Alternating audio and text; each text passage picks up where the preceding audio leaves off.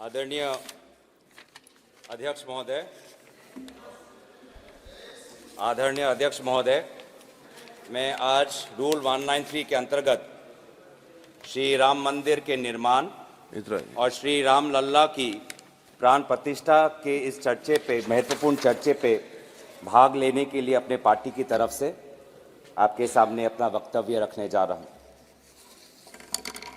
अध्यक्ष महोदय, ये देश भक्ति का देश है, ये देश आस्था का देश है।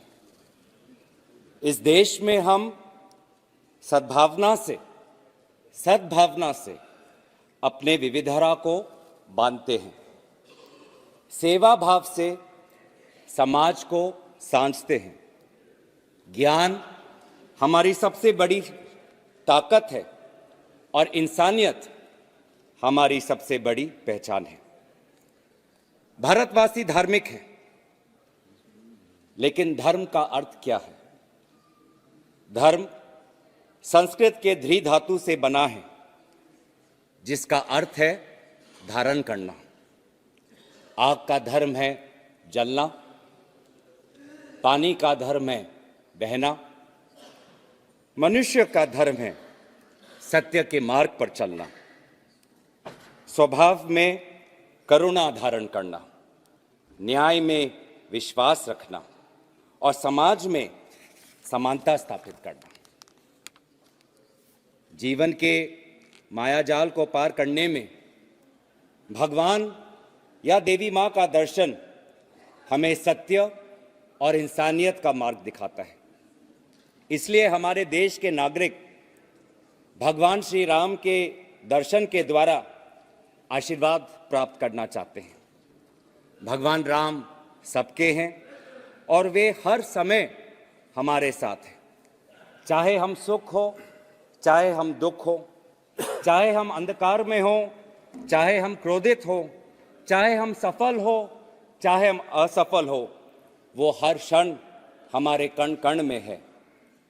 चाहे दिन की शुरुआत हो जब हम एक दूसरे से मिलते हैं तो उत्तर भारत या पश्चिमी भारत में राम राम कह के, या राजस्थान में राम राम सा कह के एक दूसरे को स्वागत करते हैं, या महात्मा गांधी की तरह जीवन के अंतिम पल पर हे राम वे लफ्ज हमारे जुबान पर रहते हैं।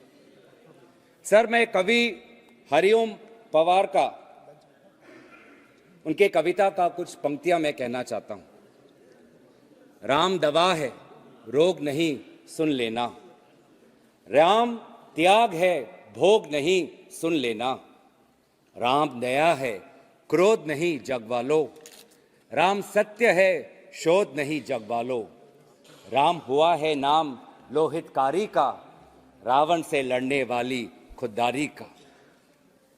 सर, यही बातें सत्य, सेवा, न्याय, करुणा, इस ख्वाब को डॉक्टर भीमराव अंबेडकर ने बहुत खूबी से भारत के इस संविधान में बांधा है, जहां पर डॉक्टर भीमराव अंबेडकर ने शासन का मार्ग, संविधान लाना हिंदी में, इंडियन, जहां पर डॉक्टर भीमराव अंबेडकर ने शासन का मार्ग संविधान के द्वारा सिखाया, तो वही महात्मा गांधी ने इस मार्ग का अंतिम लक्ष्य भी हमको दिखाया।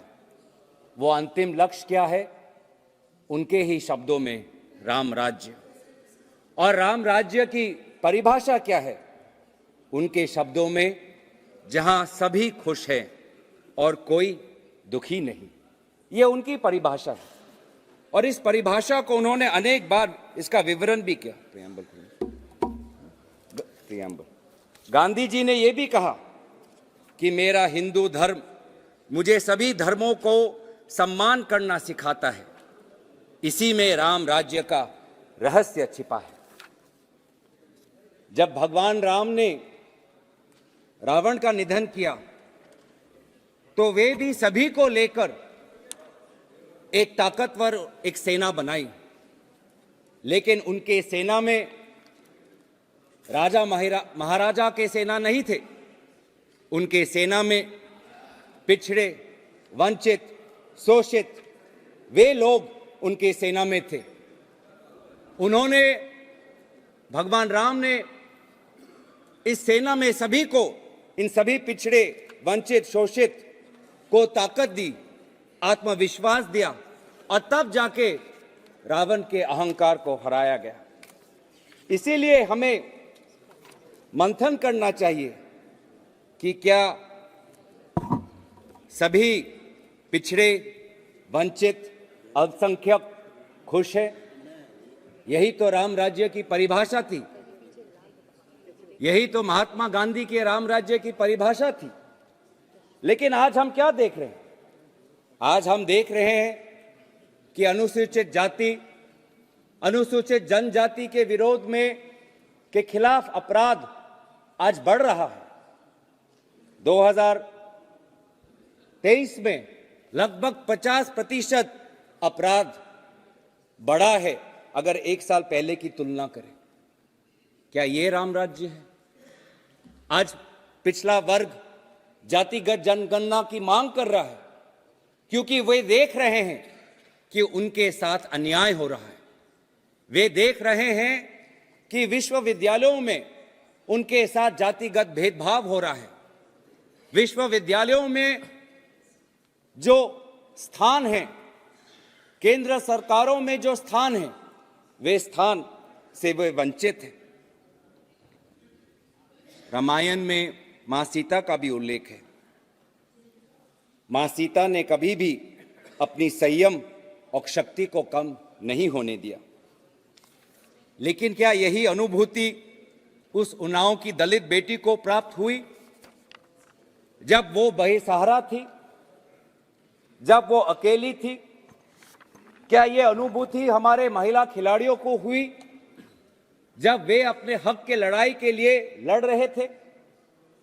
आज हमारी ही संसदीय समिति की रिपोर्ट में उल्लेख है कि अनुसूचित तबकों की स्त्रियों को दोहरा बोझ झेलना पड़ता है।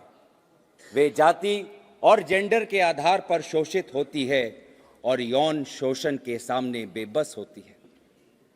बेबसी, चारों तरफ आज हम बेबसी देखते हैं। इस लोकसभा की चर्चा के बाद जब ये सारे सांसद अपने अपने क्षेत्र में जाएंगे तो युवाओं के बीच में उनको बेबसी दिखाई देगी।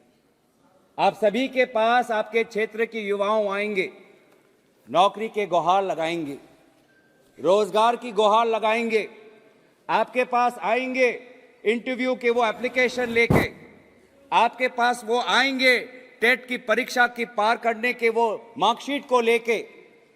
वो आपसे कहेंगे, आदरणीय सांसद महोदय, मैंने परीक्षा पार कर ली। आदरणीय सांसद महोदय, मैं बीए पास हूं। आदरणीय सांसद महोदय, मैं बेरोजगार हूं। और आज ये बेरोजगारी के कारण बेबस भारतीय युवा आज नशे के रास्ते में चल पड़ा है, आज अपराध के रास्ते में चल पड़ा है। आज वो जहां भी जाता है भेदभाव महसूस करता है। आज वो बेबसी में कुछ चंद पैसे इकट्ठा करके विदेशी धरती की तरफ पलायन करता है। ये है असलियत। ये उत्तर पूर्वांचल की हो, दक्षिण की हो, पूरब की हो, पंजाब की हो, या गोवा की हो, या केरल की हो, या गुजरात की हो, इस सच्चाई को हम नकार नहीं सकते। इसीलिए सर, जब हमारा दल इतने सालों से समाज सेवा कर रहा है, हम सच्चाई से वाकिफ है। बहुत कुछ हमने किया है, लेकिन बहुत कुछ करना बाकी है। हमसे भी गलती हुई है, ये कबूल करने में हमें कोई आपत्ति नहीं है। लेकिन कांग्रेस जब गांधी जी के राम राज्य की मार्ग पर चलती है तो हम न्याय की मार्ग पर चलते हैं। आज भी उच्चतम न्यायालय ने राम मंदिर के ऊपर जो राय दिया है उसको हम स्वागत करते हैं। हम सेक्युलरिज्म पे विश्वास करते हैं, लेकिन ये जो सेक्युलरिज्म शब्द है, इसमें जो पश्चिमी परिभाषा है सेक्युलरिज्म का, उस परिभाषा से हम अपने आप को भिन्न रखते हैं। अगर आप वो संविधान के डिबेट देखें, जब सेक्युलरिज्म शब्द, पंथ निरपेक्ष शब्द जब संविधान में जोड़ा गया था, तो कांग्रेस पार्टी के विभिन्न सांसदों ने यही कहा था कि हम पश्चिमी परिभाषा से हम परे रखते हैं। भारत एक धार्मिक देश है, भारत में बहुत धर्म को मानने वाले लोग रहते हैं और हम सर्वधर्म समभाव में विश्वास करते हैं। केवल एक ग्रंथ नहीं, ये देश की मिट्टी में इतनी ताकत है कि 140 करोड़ के लोगों की विभिन्न भाषा और आस्था को अखंडता के साथ, प्यार और सद्भावना के साथ बांधती है। मैं नानक के कुछ शब्द कहना चाहूंगा। नानक साहब ने कहा, अव्वल अल्लाह नूर उपाया, कुदरत के सब बंदे, एक नूर से राम जग उपजय, एक नूर से सब जग उपजय, कौन भले को मंदे। तो सर, हम सभी को बांधना चाहते हैं और यही हमारी संस्कृति है, यही हमारी सभ्यता है। सर, मैं इसीलिए सत्ता पक्ष को भी सतर्क करना चाहूंगा कि आप नथुराम का रास्ता त्याग करें। आप नथुराम को पूजा करने का ये जो आपकी परंपरा है, उसको त्याग करें। नथुराम गोडसे का खंडन करें, इसमें आपको कोई परहेज नहीं होना चाहिए। अहंकार के रोग से बचे। रावण को उसके अहंकार ने ही मारा। आपका अहंकार आपको महंगाई को देखने से रोकता है। आपका अहंकार आपको देश में बढ़ती हुई अस्थिरता को देखने से रोकता है। चाहे वो मणिपुर में हो, चाहे वो लद्दाख में हो, चाहे वो चीन से लगी हुई सीमा पर हो। आज समाज में जो बढ़ती हुई आशंका है, विशेष रूप से अल्पसंख्यकों के बीच में, आपका अहंकार इस आशंका को देखने से आपको रोकता है। मैं आपको सतर्क करना चाहता हूं। भारत एक प्राचीन देश है। इस देश का जन्म 2014 में जब मोदी जी की सरकार आई तब जन्म नहीं हुआ। इस देश का जन्म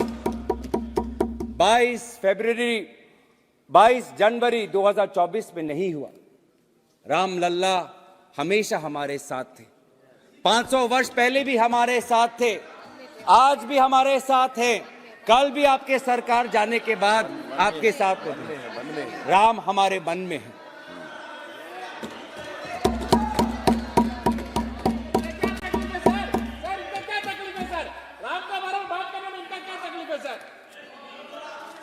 सर, बहुत ये भाव, इतनी कटुता क्यों है सर?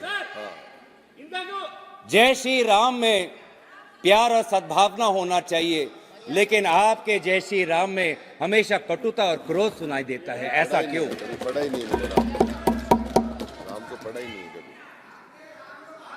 कांग्रेस क्रोध क्यों? राम सबका है, राम सबका है। कांग्रेस हमेशा, भारतीय राष्ट्रीय कांग्रेस पार्टी ने हमेशा सेवा भाव से, गांधी जी के मूल्यों से प्रेरित होते हुए, डॉक्टर अंबेडकर से पाठ सीखते हुए भारत के नागरिकों को अधिकार देने का काम किया है। हमने स्वतंत्रता प्राप्त करने के बाद ही सभी को वोट का अधिकार मिले, यह अधिकार कांग्रेस पार्टी ने स्थापित किया। शिक्षा का अधिकार कांग्रेस पार्टी ने स्थापित किया। स्वशासन का अधिकार, पंचायत का अधिकार कांग्रेस पार्टी ने स्थापित किया। अन्न सुरक्षा का अधिकार कांग्रेस पार्टी ने स्थापित किया। सूचना का अधिकार कांग्रेस पार्टी ने स्थापित किया। पहचान का अधिकार, आधार कांग्रेस पार्टी ने स्थापित किया। उच्च शिक्षा के मंदिर IIT, IIM कांग्रेस पार्टी ने स्थापित किया। पीड़ित के मंदिर मरीज के मंदिर, all India institute of medical science, वो मरीज का मंदिर भी कांग्रेस पार्टी ने स्थापित किया।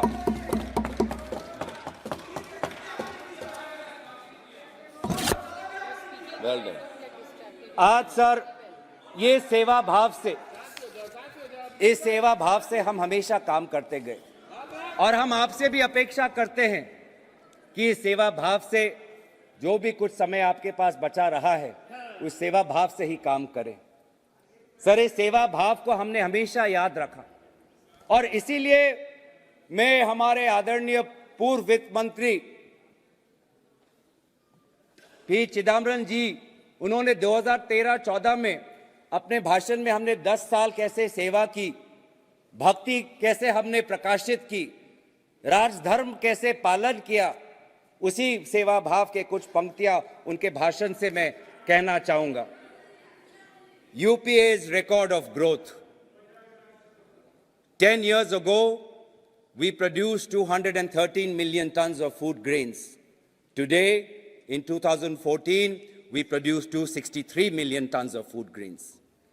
10 years ago, there were only 51,511 kilometers of rural roads under Pradhan Mantri Gram Sadak Yojana. Today, we have 3,89,578 kilometers. 10 years ago, in 2004, the central government expenditure on education was 10,145 crore. This year, in 2014, we allocated 79,451 crores. 10 years ago, the central government spent 7,248 crore on health. This year, in 2014, we will spend 36,322 crores. 10 years ago, the minorities had 14,15,000 bank accounts. As at the end of March 2013, they had 43,52,000 accounts, and the volume of lending had soared from 4,000 crore to 66,500 crore. 10 years ago, only 9,71,182 women self-help groups had been credited. At the end of December 2013, 41,16,000 women SHGs have been provided credit. 10 years ago, only a few thousand students got education loans. At the end of December 2013, 25,70,254 student loan accounts have been sanctioned. So this is our work. At the end of 2013, at the end of the UPA, the direct benefit transfer scheme would be rolled out. The scheme is a year old and money is being transferred to beneficiaries under 27 identified schemes, including the National Social Assistance Program. तो इस सेवा भाव से हमने विभिन्न अधिकारों का हमने स्थापना की। MGNREGA का रोजगार का अधिकार का स्थापन हमने किया और वैसे ही पहचान और DBT की जो ढांचा है, इस ढांचा को भी हमने तैयार किया। आज भी इस सेवा भाव से आदरणीय राहुल गांधी जी भारत जोड़ो न्याय यात्रा के तहत नफरत के बाजार में मोहब्बत के दुकान खोल रहे हैं। कितनी दुख की बात है सर, कितनी दुख की बात है सर कि जब 22 जनवरी को जब आदरणीय प्रधानमंत्री जी अयोध्या में थे तो उसी दिन आदरणीय राहुल गांधी जी असम के गुरु महापुरुष श्रीमंत शंकर देव के स्थान मंदिर में जाना चाहते थे।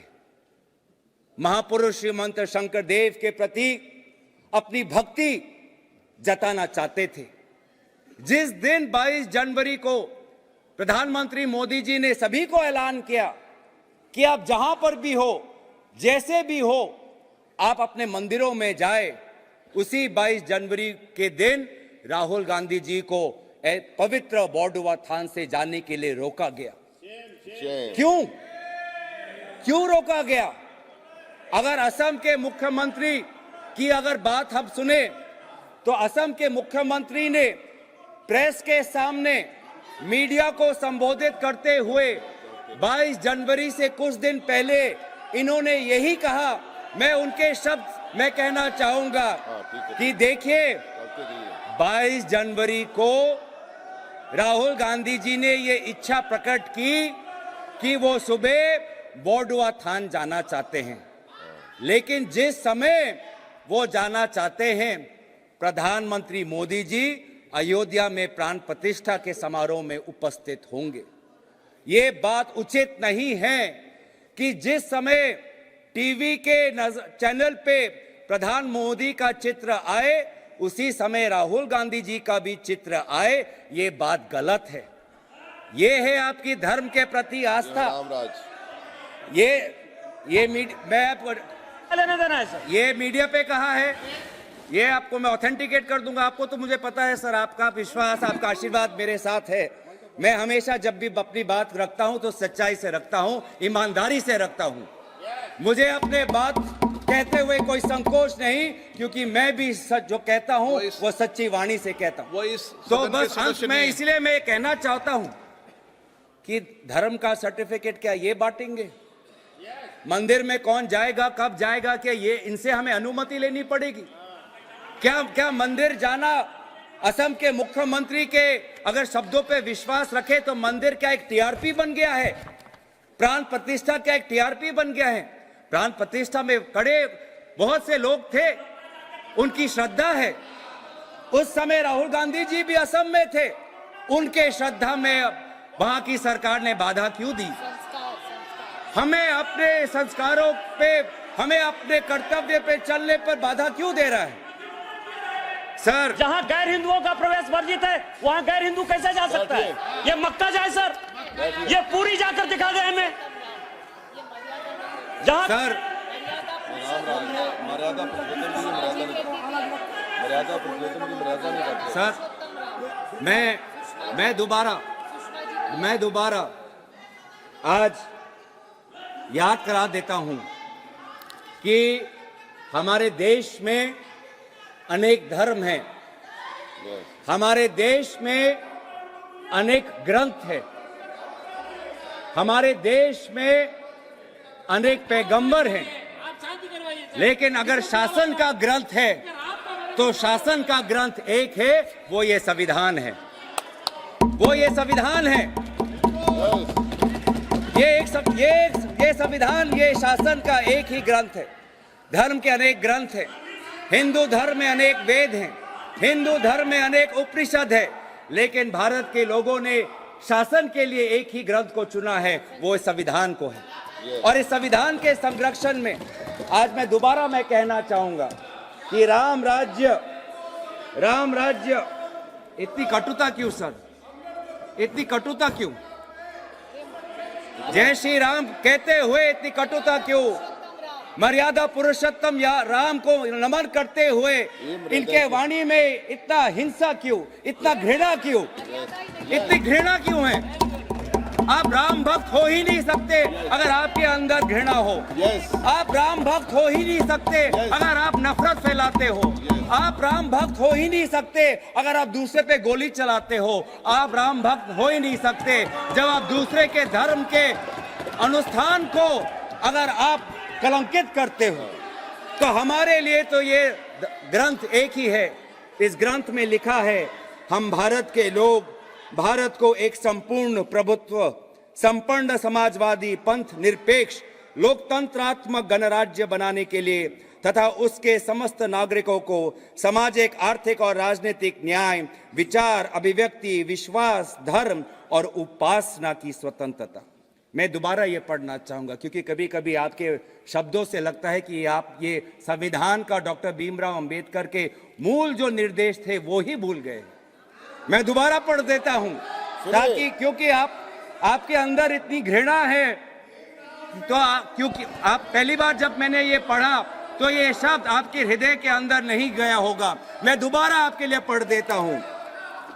न्याय, सामाजिक, आर्थिक, राजनीतिक, स्वतंत्रता, विचार, अभिव्यक्ति, विश्वास, धर्म और उपासना, समता, प्रतिष्ठा और अवसर।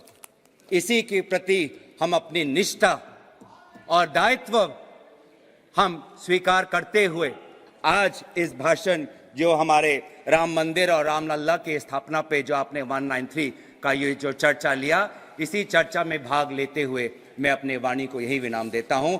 धन्यवाद। जय हिंद, जय संविधान।